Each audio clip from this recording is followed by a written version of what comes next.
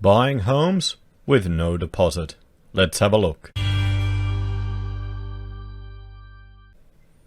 Hello everyone, Florian.heise here and welcome to another episode of HeiseSays. And I thought we'd have a look at this article from realestate.com.au because, well, I must just have these really old-fashioned ideas, wanting companies to make a profit. I mean, that's so last century. You know, expecting people to have savings for hard times. We don't do that anymore. And now, you know, the whole idea that you actually have to have a deposit, have a deposit to buy a home. Oh, forget about that. Don't worry. Big Papa government will pay it for you. And they'll even pay the insurance on your home or your home mortgage. I shouldn't say that. They probably will pay the insurance on your home. So the Home Builder Victoria rushed to capitalize on new home grants. Now, before we go through this article, let's just jump over here, and I'm going to take a shot of coffee because I'm going to need one for this one. Ah, it's good. A stein of coffee. It's only my second one for the day. Let's have a look at residential houses, and we'll look at the median residential house value. And this is from the 31st of March from CoreLogic, and Melbourne's at 727,000. Now, I have used some of my fantastic Excel skills here, and I will zoom in so you can see that. Okay, let's say our house cost is, what was it? 727. 727. Now that means that the $25,000 bribe that the government is giving you is the equivalent of about a 3.44% discount. Now let's not pretend that they're going to get it all back in stamp duty, all these other things. It's just, look at this. So that's the equivalent of getting 3.44% off. And I'll just fix up my camera here. Now, what have we been reading in the last few days? CommBank, a couple of weeks ago, was predicting falls of up to 30%. Other banks are predicting falls of up to 10%. So what is just, we'll times this here. Oh, we'll times this. But let's say you buy in this property and it goes down 72,000, which is 10%, which is that, minus that. There you go. So you jump into this property, and even after the government's discount, which means you're still, paying $702,000, but it drops 10%, it means you're worse off by $47,000.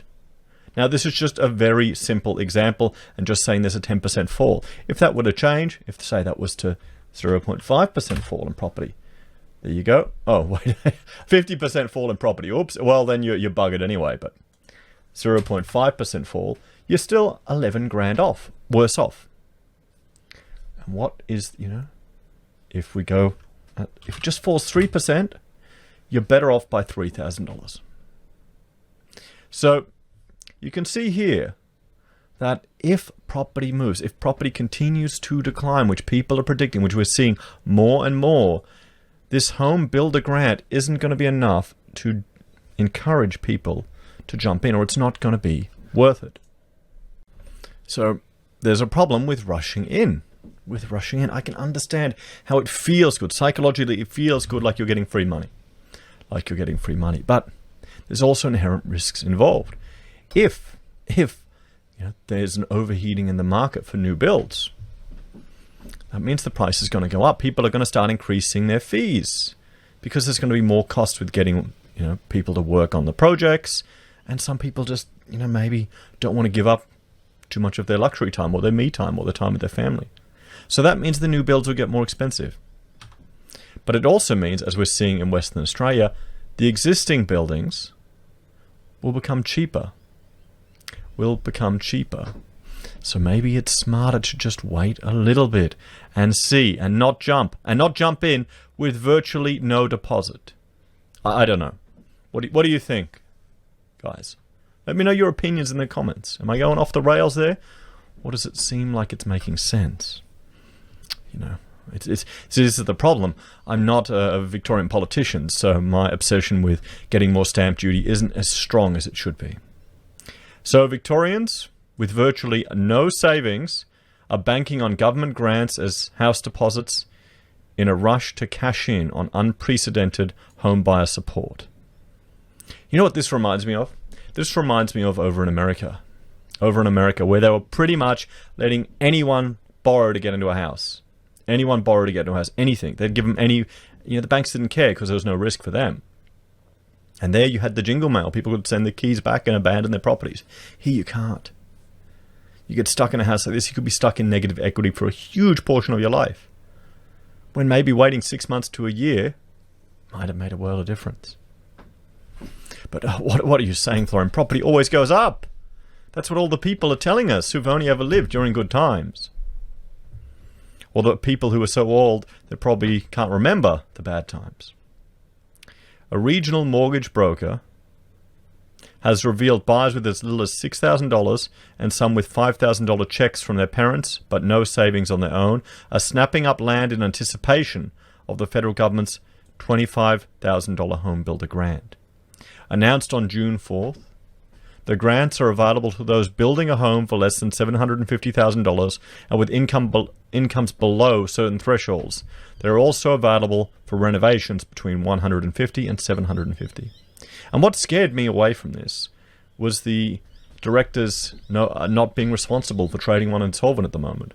So I'm terrified of having a house up in the air and not being able to go back in because a builder goes bust. I'd rather own a builder it over a longer period. There's another risk that's never mentioned in any of these articles. Is one of the number of first home buyers looking to use $45,000 in government grants as a deposit for a first home. Wow, damn. Geelong-based loan market broker Sarah Thompson said up to 8 clients a week were calling her with little more than the $25,000 federal grant announced on June 4th and up to $20,000 in state-sponsored grants for first home buyers building in regional areas. There you go. Well, here's the thing. If you go in the regions and you get a property for could you build a house for 400, 300 grand? Get dirt cheap land, but this will inflate the demand for it, so it'll inflate the cost. With Victorian first home, at least you have more freedom to move around in the country in regional Victoria. Might actually be a good change of quality of life, to be honest, particularly if you can work remote. With Victorian first home buyers also able to dodge stamp duty payments for homes under 600 grand, the $45,000 combination covers more than 10% of a $400,000 home and land package available in some regional areas. So there you go. So if you're getting a 400 grand, property, home land package, and it drops 10%, you could still be ahead. So it might actually make sense. But rents are getting cheaper. What if it falls more than 10%? What if you lose your job because we're entering the first recession we've had in 30 years? 30 to 40% of our buyers looking to build don't have much or anything in the way of savings, Ms. Thompson said. But if they are renting at the moment and can show that some banks are taking that as proof they can save or pay a mortgage. This is the thing. Rents are so high. They're so high. So it's tough for people to cobble together a deposit.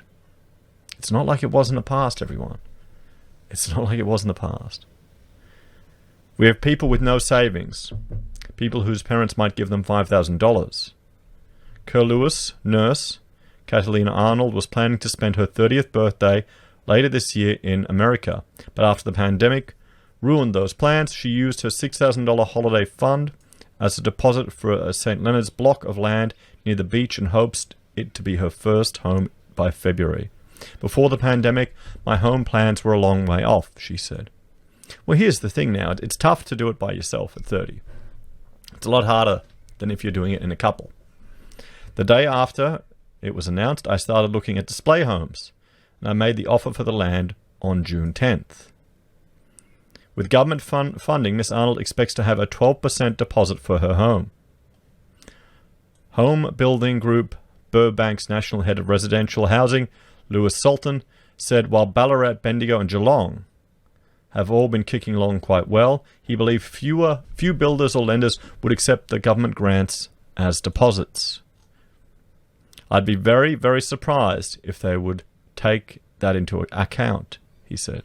I'm sure some will. I'm sure some will just jump at it and take it. Jump at it and take it.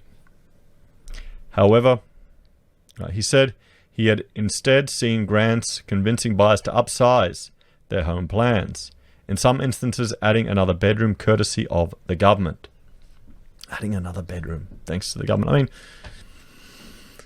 if it's not going to cost you anything, if you're already doing the job and it's free money, essentially, put another bedroom on it, because then you could rent that out. Or you could have a bigger family, have more people. We kind of need more people in the country going forward because, you know, population growth isn't as high as it should be, and there's a lot of empty land in Australia.